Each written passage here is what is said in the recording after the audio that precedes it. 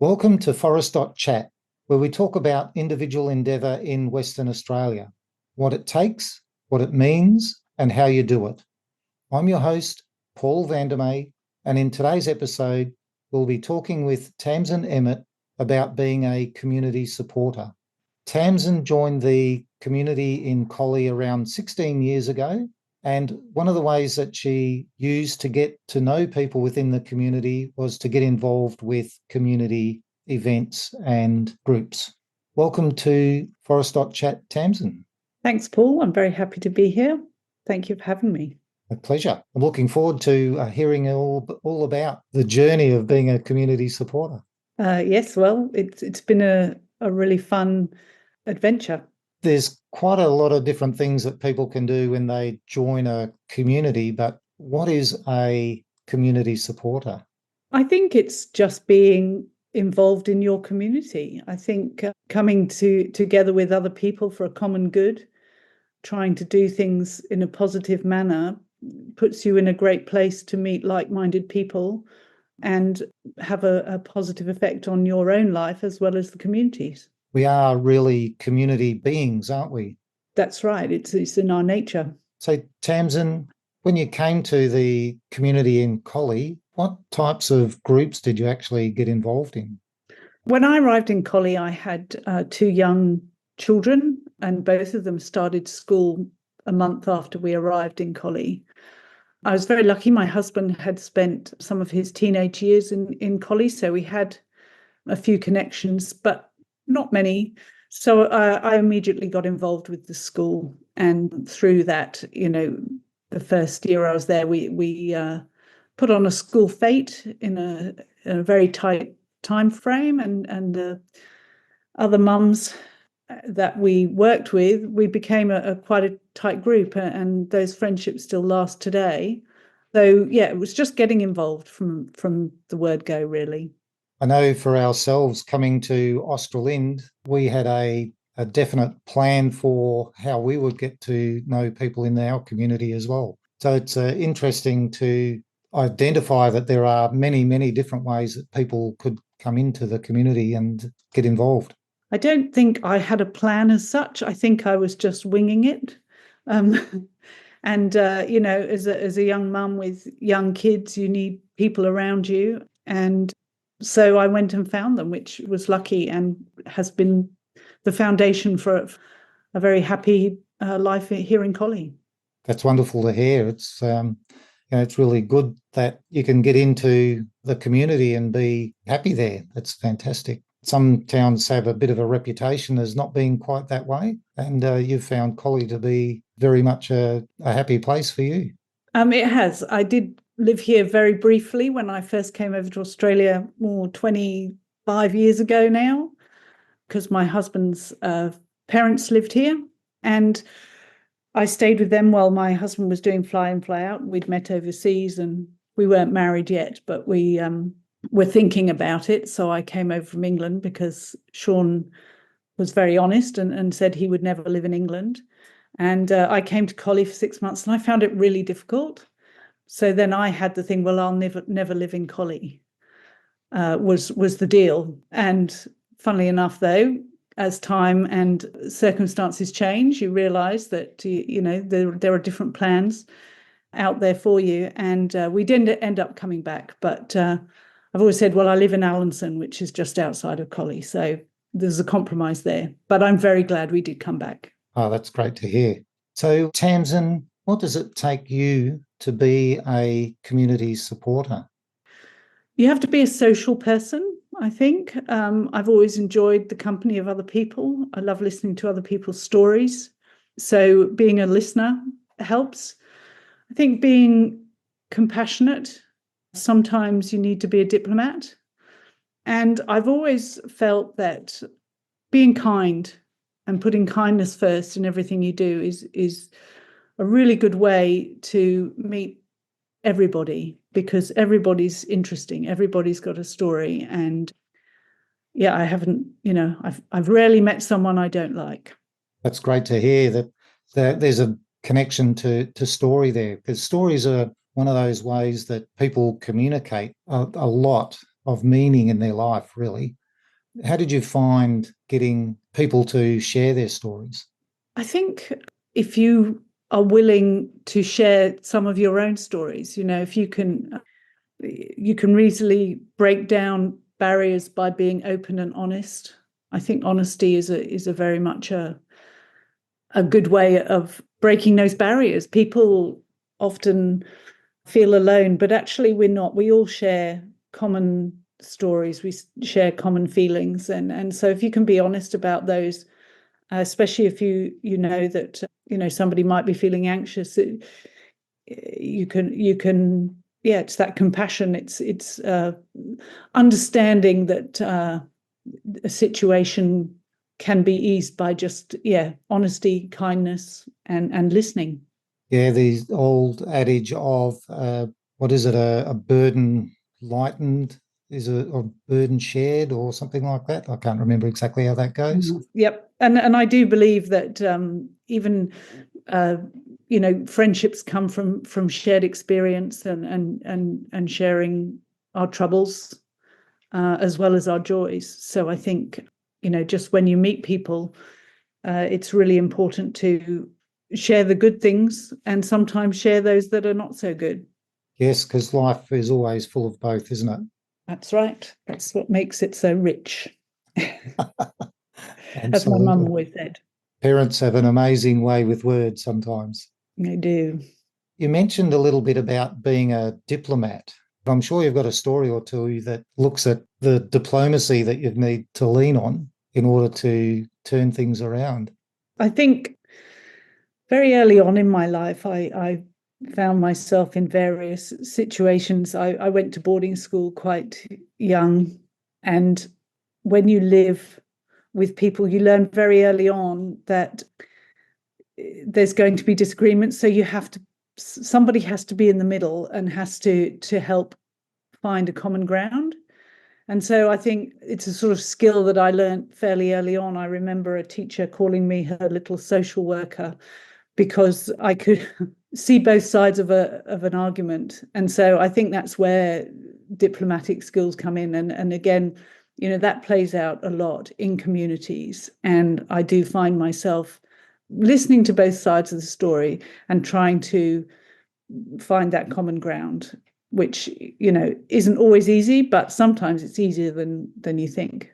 And just going off on a little bit, what might seem a tangent there, your reading habits when you were young in that boarding school, what sort of things were you reading, like fiction God. or? Yeah.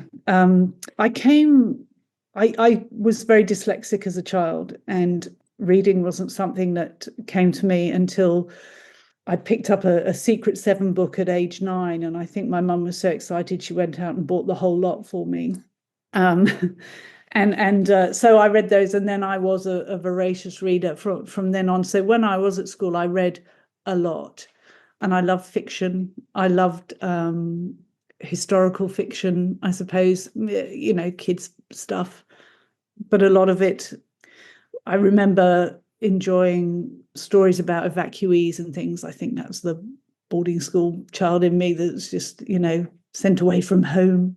Not that, it wasn't a bad thing, and it was actually my choice to go to boarding school. But yeah, I think it's really, I've read a lot and I have loved it. And it's something that I find I'm doing less and less of. So yeah, it's something that makes you think. And again, stories. I love stories, whether they're true or not. Every story is good to listen to.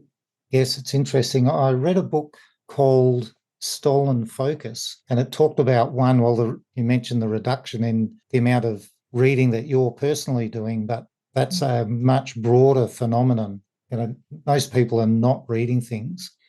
And one thing that brought me to that was when you talked about the teacher saying you're their social worker at that very young age.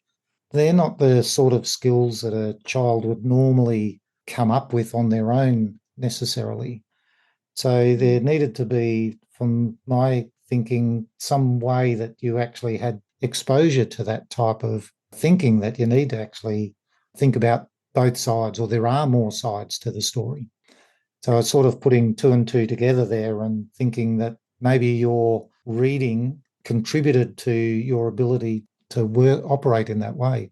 Maybe, or maybe it was being the youngest of three, and siblings sometimes need a negotiator in the middle.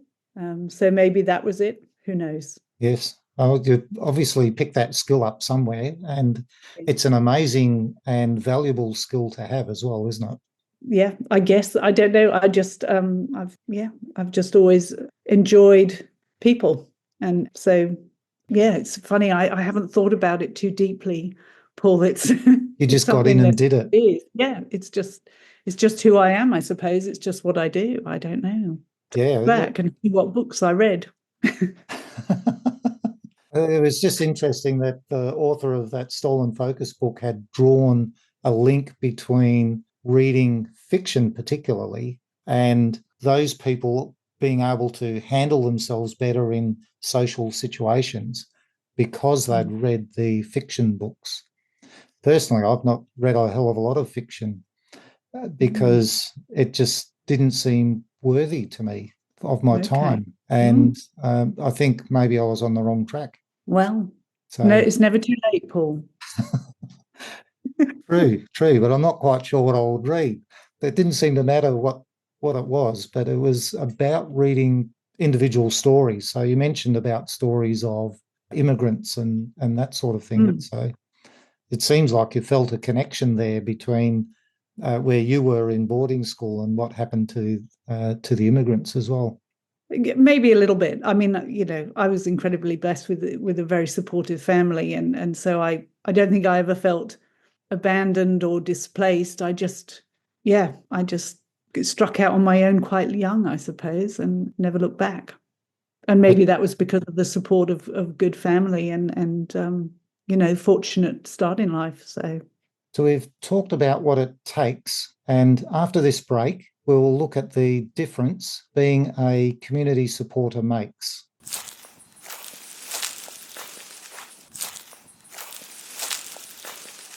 We've had a look at what it takes to be a community supporter. Now we'll look at what it means.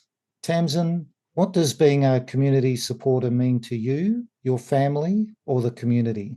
It's quite a big question. I mean, for me, being involved in my community is everything. It's my social life. It's it's a lot of my purpose. It's about being part of the community. This is my 16th year in Collie, and it's the longest I've ever lived anywhere in my life. So I really feel like being being a part of the community is really important, and it's really a thrill to understand a community on a deeper level. I've never before been able to make the connections. I work with someone and they tell me who their sister is, and I'm like, oh, I know who they are. And you can then, and those connections because of being involved in a community is really very special. Being a community supporter is very much what I love to do. It's my passion. I can't imagine living any other way. It's great to hear that you've got some purpose coming through there as well. That's a really strong motivator to carry on doing what you're doing. Yeah. And I do try and model behaviors that I like to see in my community. So by being a person who does rather than a person who says is really important to me. I like to show by my actions, what it means to be a part of the community. If it's as simple as picking up rubbish, or is it, joining in. I joined the bushfire brigade when I turned 50, actually, because we had a big bushfire event here, and I worked for the local shire, and we were called in because it was the third big bushfire in the state, and we were called in to help with the admin side, and I ended up helping with the logistics and working for a few days with the incident control people, and I just thought, well, we didn't have a clue what we were doing. We went along and I was able to help because I had the connections and blah, blah, blah. But if you don't have the skills, are you really useful to your community? So I joined the Bushfire Brigade so that I could be useful. If it ever happens again, I'll know more and therefore be much more effective for my community, because rather than letting other people do it, let's get things done, let's do it ourselves, and let's be ready. So I guess it's a more do as I do is what I try to do, not do as I say, although my children will tell you otherwise. Children always have that view of their parents And they sure do. because usually they're not allowed to make that level of decision. Well, luckily they're both adults now, so they're well on their way to making good decisions themselves. I'm sure that's through your good example as well. I hope so. It sounds like you've got involved in quite a lot in the community. What sort of things are you actually involved in now? Well, I've been so lucky because my job at the Shire, my official role is Community Development Officer, but really I see it more as Community Support Officer. And I've been lucky to be able to use my work to do things. So one of the first things I got to do in my job was start the park run in Collie with Alison Kidman, who's a fellow community-minded person. And we started the Collie River Trail Park Run in 2019. And it's going strong 5 years later. And I do it now as a volunteer every Saturday. I've just hit my 203rd volunteer, I think. And it's something that has been an amazing thing to be a part of. So that I do that. I do the Bushfire Brigade, although I still am very much learning about that. But I think you can always continue to learn. I'm on the board of the local community bank, which is such an amazing opportunity to help or to be involved in an amazing institution that supports the community. And I'm really keen to see that thrive into the future. Collie's going through a transitional time, and it's really important that these keystones of the community persevere into the future. So I do that, and I've also been involved in the local art festival for quite a long time now, and I'm hoping to pass that on to someone in the next few months. Oh, when is that coming up? Well, the art festival actually didn't happen this year because we couldn't get a committee together. So we've got our AGM next month, and we're hoping that we'll get a new committee together, and the art festival will go on into the future. Is that a spring or winter or? It's usually this time of year. So it would have happened last weekend or this weekend coming September.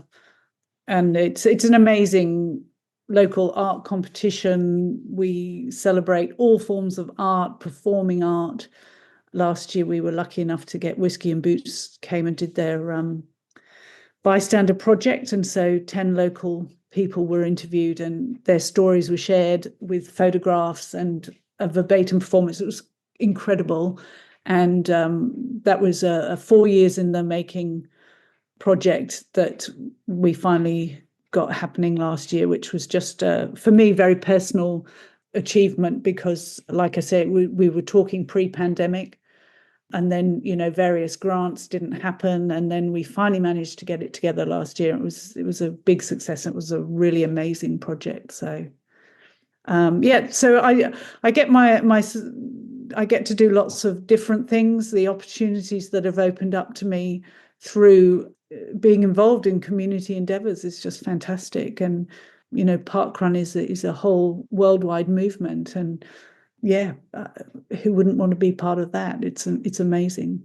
It is amazing. And also amazing that you've got the community bank as well, because that's, with effectively all the big banks are pulling out of towns and that sort of thing. So to have an alternative to that, that's a very special commitment from the community to do that. Yeah, it is. It's quite an amazing thing. Started, almost 20 years ago by community, for community, and it's still going strong. And we have a very active branch in town, and the hope is to keep that going as long as we possibly can and well into the future, because it's important. Community banks are important. Having these facilities in the community is important. And also everything that they do for the community, the money, all the profits come back into the community. So what an amazing thing. Which is a much better scenario than all of the money going off into some multinational conglomerate that owns the bank. Well, that's right. And we do have shareholders, and they do, they get their dividends and things, which is also important, because without them, we wouldn't have this amazing system. So it's a win-win-win for everybody. And I hope with my help, it will go into the future. I'm sure it will. All the important things that you've been doing in the community contribute to that going on. Being a community supporter creates a lot of positive meaning for everyone involved in the community. After this break, let's look at the steps you took to become a community supporter.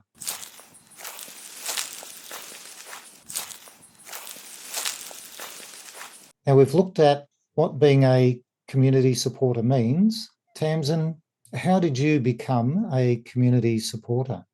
Well, I think, like I said, I started joining in things as soon as I arrived in the community. And from that, it sort of has organically grown into where I'm at today. I volunteered at the school, met my best friends there, one of whom we worked together on community projects, and we've just, it's just happened. And then this community development job came up at the Shire, and a couple of people said, why don't you go to that? At the time, I was a swimming teacher, so I wasn't working in any community things other than sort of with a friend. We did a little bit, the art festival and the Christmas pageant and the adventure race. We did a few paid jobs that we did. So I went for the job and got the job. And so now I get to do what I love 5 days a week, and then most of my spare time too, because it's what I love to do. And I feel very, very blessed to be able to do that. Living and working in a community is a really special thing. And being 8 minutes from home to the office is also a massive bonus. So, yeah, I love it. Yeah, absolutely. Certainly those short commutes, you almost don't feel like you're having to put in too big a commitment and you're there. Well, that's right. It's very nice. It's a privilege. There are courses and that sort of thing around. Now, you effectively grew up into a person that almost naturally does this. What if someone hasn't necessarily got those skills through their own experience? Are there courses that people can do? Absolutely. There are community development courses. There's degrees, I think, in community development. And I think community development can be many, many different things. The Shire of Collie is a very small shire. I am the community development department, and I get support from my manager and the executives, but it's just me. But, not too far from here, you've got Harvey and Eton or Dardanup, which they are, and they have massive teams. So, you don't have to be a jack of all trades. You can be youth specialised, senior specialised. There's so many different elements to it. And I have learned so much since I've been in the job. And although I'm not qualified in the... Well, you don't have a formal qualification I don't on a have piece a formal of paper. qualification. Probably now having enough experience to, consider myself a real community development officer. But in Collie, it means many different things. So, I'm just lucky that the right job found me and I found the right job at the right time. A lot of people will be looking to do just that type of transition into a job, doing something that they love to do. Yeah, it's. I've been very lucky. I've managed to work in many different jobs that have come from something I'm very happy to do. That's, I was a swimming teacher, I was a tour guide, I was a nanny. All the things that I've done, I've really enjoyed. So I've been very, very blessed like that. Wonderful. So being a community supporter takes an interesting range of skills and is something that people who have a leaning towards working with other people in particular and looking to do good things in the community can take up. Thank you for sharing your experience of being a community supporter, Tamsin. And from all Forest.chat listeners, we wish you all the best in your future endeavours. Thank you, Paul. It's been a pleasure. Absolutely. Thank you.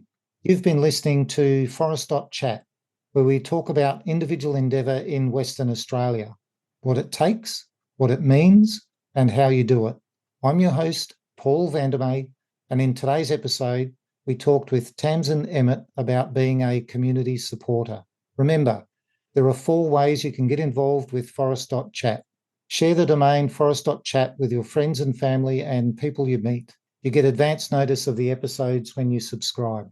Listen to the published episodes at forest.chat/episodes. Book an interview at forest.chat/interview. Book an advert at forest.chat/advert. I'm looking forward to joining you with our next interview. Until next time, enjoy making it happen.